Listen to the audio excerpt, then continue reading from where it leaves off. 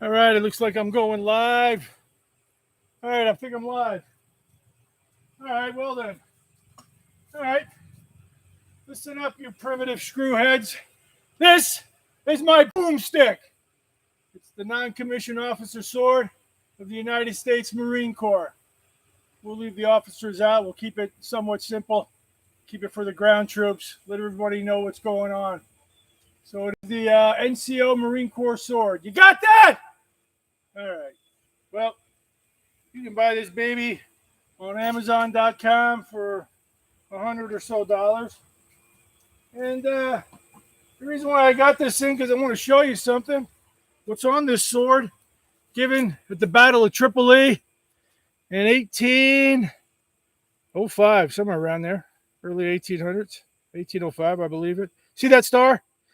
That's the Star of Solomon, Star of David. I got a couple other little cameras here. Let it be viewed. Let it be seen. Why is that star on there? 200 years of the United States Marine Corps. 200 years. Why is that on there? The only place you'll see this is on the flag of Israel. So there has to be a reason why it's on the Marine Corps. And that's what I'm going to talk about. I'm going to use this as a pointer. And we're going to talk about critical race theory in the world of God. But I'm going to put it to you in the way of science. Because only science and knowledge can you really persuade another, because we live here by way of faith to God. And that's going to be something that could be debated. And science could be debated, but when you put the facts down, testing and other ways, it's usually a lot more convincing. Plus, science will make, well, the recording device and all this stuff, that's all attributed to science. We'd like to say the silent hand of God, which guides us, does so. But let me take this whole approach in the realm of science, because that's how I'm going to do this, okay? And I want to start off by saying I love the story of evolution. You know, they taught it to me in school in the 80s. And I think it's a beautiful thing. Right from the beginning, you know, all the way up, they try to make sense of it. And it does kind of make sense. But, you know, what number did they give to Earth? What, 13, 14 billion years, this whole place? Imagine if this is like a timeline of infinity, and you're trying to say one little section of Earth or what's going on 14 billion years. It's been going on for trillions and trillions of years. So evolution sounds like a great idea, and probably took place. Probably took place so long ago that it has evolved into the most advanced entity of the universe, and that we're going to call as God. Okay? Now I just want to say that because here's the situation that God put us in. Here we're on planet Earth, and science told us that we had an ice age about 10,000 years ago, 8,000 BC. I mean, over here, I'm over here near the Appalachian Trail in Pennsylvania, right underneath New York. And in Central Park, they got boulders from when the glaciers used to push all the way down. This was all snow. Snow, solid. Nobody's going nowhere except where God started it. Well, that's just the position I'm going to take, because I'm going to show you how it happened. Because there was not, it's all frozen. Frozen here, big desert here. Who knows what's down here, but nothing. Evidence shows that agriculture started here in the Middle East, between the two rivers of the Tigris and Euphrates. In Syria, as a matter of fact, which is the origin of my parents. And some say that this star also represents Sirius, the brightest star in the sky, also called the dog star, where Syria comes from that name of Cyrus. But there's something about that, and there's something interesting for the name of Syria. Why I, as a descendant of someone from Syria, well, at least the last century, who knows where they were before that. So I'm going to speak on behalf of that which is Syrian, that which is Ishmael, actually, in the story of Abraham, in the story of God. But let us back up before we talk about God. Let's talk about, like, when God just popped us on here on the planet. I mean, obviously, we had nothing. We didn't have no swords. We didn't have anything. We had to figure out how to rub two sticks to make fire. We had to start from nothing. And it seemed like it all happened here in the middle. And we all learned how to build, make pyramids and things like that. And I guess when God gave the order, said, "Well, you're getting a little too arrogant, getting a little too something. It's time for you to get out." And he kicked everybody out. Probably, it took enough time. Things started to melt. Everybody, some people went this way. I call them the Southerners, and probably within the span of 1,000 years, they adapted to the amount of sunshine down here, and that's why they got darker. Some people went this way. I call them the Easterners, and some of them went up over the land bridge over here. Oh, mighty cold up here, and came down. And they populated all this, and then they kept coming, they kept walking. They did all that. So that's the Easterners, Even though the Easterners are over here, some call it the West, but it's, like they're the original guys, They came over here. Probably less than 1,000 years they walked. Probably in 1 century they did the whole thing. And then they had to multiply. They had to get to know the land. You have to try and conquer it. And same with the people up here, they now here, this is something interesting. I want to talk about this now. Here's something interesting when something happened here. When the people went north, Northerners, only four kind of people really, you know. Here's what's interesting about this. When you come down here, and people mostly realize it's kind of a harsh area once you get past this desert. And once you get down here, well, you got lions. You got things like that. Very harsh environment. You can't even conquer it today. You're sitting there trying to do something, maybe work on trying to splice some electrical line. And I don't know where a lion comes zapping in and takes you out. Very tough place. It wasn't until you had to come through with a gun. But let me come back to this, where when everybody left, we all had the same knowledge because we built pyramids and other architecture all over the world. So we're kind of the same. But here's what's interesting. If we started here and all the knowledge that was here, and then everybody took off, they knew some things. And you know how it is, you had one language in the beginning, but as soon as this guy goes this way, he's on the other side of the hill. He doesn't want to talk like this, he talks like that, so he changes the language. And that's what happened everywhere. Everybody's changing languages, adapting to the area. Hey, go ahead, live on the planet. Beautiful thing. But here's the original. They didn't go this way, they didn't go that way, they stayed here. And they stayed, and they kept trying to make it better and better. And, maybe Egypt, Egypt had a lot of glory and somewhat building. And, then you had Rome and, the Greeks and all this battling back and forth, and the Persians testing everybody, back and forth, back and forth, back and forth.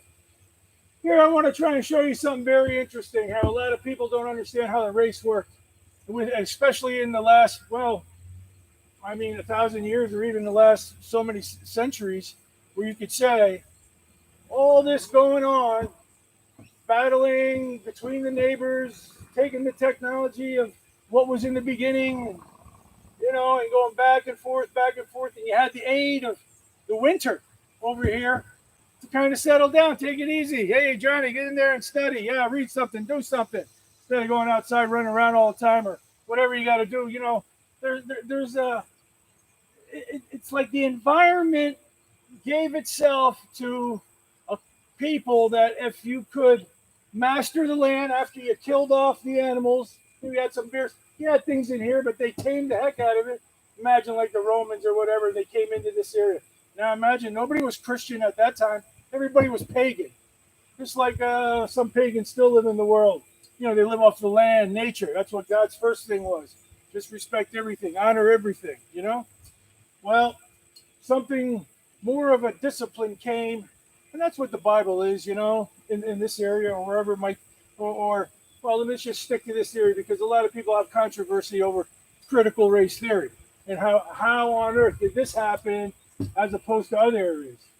But if you think about it, while here it was such a large area and you're trying to just conquer the area, and it's tough. It's even having a hard time now. Same with this area. People know Alexander the Great found out trying to go through India.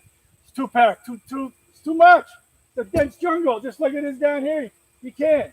Same with up here. It's just too big. Too many big animals, mountain lions. You're not going to do nothing. You're not doing nothing until you melted good ores, maybe made a sword like they did with the original technology and formations. Maybe you killed off everything, but it's just too hard. Maybe, in more time it might have. But if you believe that we are the children of infinity, the children of something that's already evolved into the greatest of all things. Hopefully that didn't shut off. That's my GoPro. Just keep on going. We're just going to keep on going. Let's see.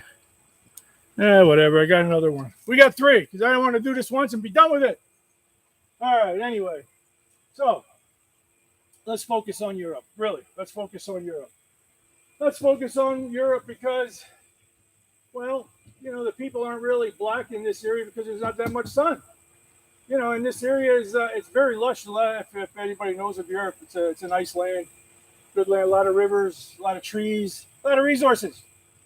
And so where do you think all the technology, after they dried it up here in the old days, just like they almost did with the American Dust Bowl, they used up the crops. They didn't know what they were doing. They almost destroyed it. Obviously, that's what happened in the Middle East, in this whole area. All the civilizations trying to do something back and forth. Whatever, then, if you use it up, you got to leave. And a lot of them, where they're going to go in here to the Sahara? Are they going to cross over? You're going to stick to what's closest. That's why you have Greece and Italy and all this. And you can see why the existing technology just keeps building. Just keeps building here, closest to where it started.